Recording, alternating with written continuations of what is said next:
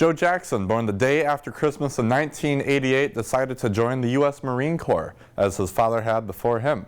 On Easter Sunday in 2011, his family learned that he was killed in action, and that's when they became a Gold Star family. His father, Shawn Marceau, has kept his son's memory alive nearly a decade and a half after his death. Joe was an artist. He could play the guitar. Just a fun-loving guy. You know, I think everybody, he stood up for the underdogs. Talked to people at school, and that's what they said. You know, he was just different because he took care of the weak. Joe comes from a military family, going 3 generations back to D-Day and World War II. My grandpa jumped into Normandy with the 101st. My dad fought in '68 with the 9th Infantry during Tet. Okay, I served in the Marine Corps. My son made the call. So then we got a warrior history in our family. You know, when 9/11 hit, it hit him, and he was like, you know, I'm gonna do something. Joe served with the 1st Battalion, 5th Marines, Camp Pendleton, California. He was a Lance Corporal when he was deployed to Afghanistan. He was in country maybe a week and a half. So we didn't even have time to even be afraid of him being in combat, because by the time we realized he was even in the battlefield, the Marines showed up at our house, tell us he was killed. On April 14th of 2011, Shawn Marceau became a Gold Star father. And it was horrible. Don't even remember the day. Actually, that first 10 days, he barely is a blur. You know, for a minute there, I had to push everybody away. I just couldn't hold the burden anymore. You know, so I had to take a step back. Then when I came back, I was like, all right, we're ready to re-engage. Joe is buried in the Tahoma Cemetery, and his father visits him once a week. You know, I go there all the time, and it's a peaceful place, and it makes for a good reflection now. You know, the time's passed. It's been 14 years now, and the pain doesn't go away. It doesn't go away. It just gets different. The cemetery is not the only place that Shawn reflects.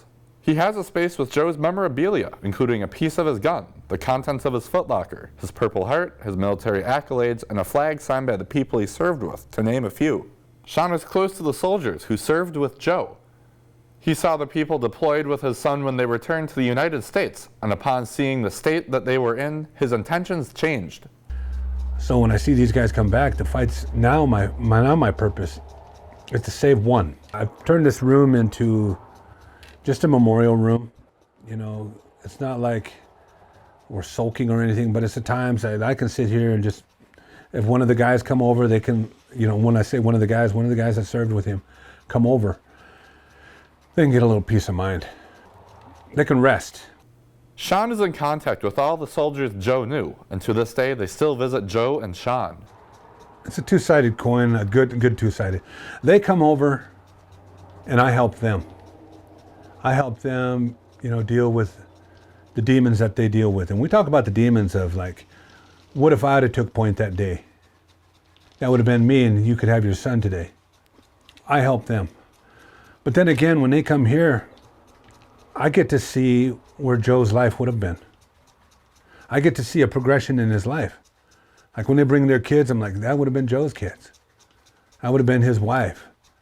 You know, what they're doing, what jobs they're doing. What job would Joe have been doing? And these guys are all doing jobs all over the United States. And it's like, just different jobs. And it's like, wow, this could have been my son.